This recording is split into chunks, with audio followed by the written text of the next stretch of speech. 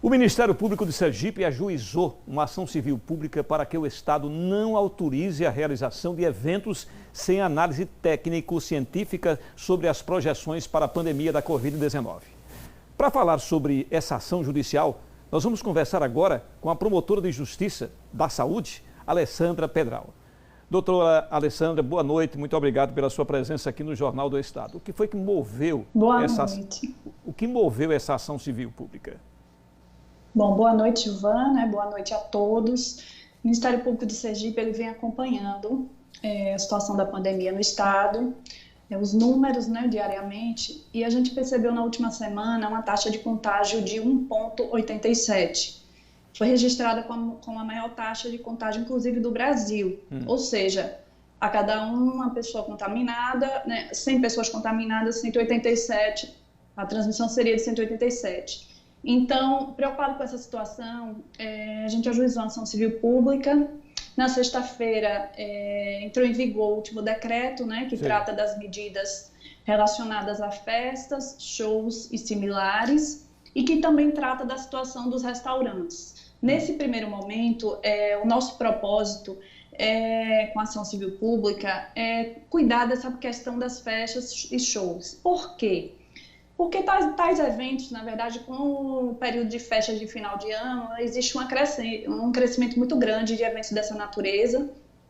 E o que a gente pode observar é que são eventos em que o controle sobre a mobilidade, o distanciamento, o uso de meios de proteção, esse controle realmente é muito complicado, Eu poderia dizer até que é inviável. Você num show controlar o distanciamento ou você exigir ou ter como fiscalizar pessoas usando máscaras. Então, com o aumento dessas taxas de contágio, o aumento dos números, eu sei que vocês estão acompanhando, tenho percebido que os jornais diariamente eles estão abordando o tema e estão falando desse crescimento. São dados que a gente pode acompanhar diariamente, a própria Secretaria de Estado ela divulga, tem um site que faz essa divulgação. Para você ter ideia, Gilvan, no mês de julho, foi quando a gente registrou o pico da pandemia. A gente teve, o dia 19 de julho, a gente registrou 2.172 casos. Exatamente. Agora, no dia 6 de dezembro, a gente teve o registro de 2.597 casos. Os últimos dados agora, a gente tem dia 19 agora de dezembro, 1.232 casos. Dia 20 já caiu para 913. Agora eu vou lhe dizer também que a gente está com 6.000 exames ainda em fase de análise pelo LACEN. A demanda cresceu de tal forma que está havendo esse acúmulo nos últimos dias. Considerando, inclusive, que de acordo com informações que o próprio LACEN repassou, a gente tem uma média de 50% de exames positivados. Então, daí para você ter ideia de que esses números que eu acabei de passar aqui, dos últimos dias, eles, na verdade, eles não retratam fielmente a situação do hoje, Eles mostram que houve um grande crescimento, mas esse crescimento é ainda maior do que o que a gente se tem em números, A partir do momento que esses exames passarem a ser liberados, a gente vai ter um número muito grande aí de pessoas contaminadas e com essa taxa de transmissão que a gente teve aí registrada na última semana, realmente a situação se torna muito preocupante, A gente tem observado um crescimento na taxa de ocupação dos leitos de UTI em todos os hospitais, isso eu falo não só dos públicos como também privados, chegando a 100% em algumas datas. E a nossa preocupação em torno das festas, dos shows, é justamente isso, Porque a gente não tem qualquer informação segura que assegure que nos próximos 15 dias, que é basicamente quando a gente vai ter aí essas festas de Réveillon e tal, que nos próximos 15 dias a gente vai estar numa situação de segurança, uma perspectiva real e segura de redução de número de casos. Exatamente. Porque eu acredito que isso não vai ocorrer. Então, a gente entrou com essa ação foi ajuizada no último sábado, O Tribunal de Justiça agora está trabalhando em regime de plantão por conta do recesso.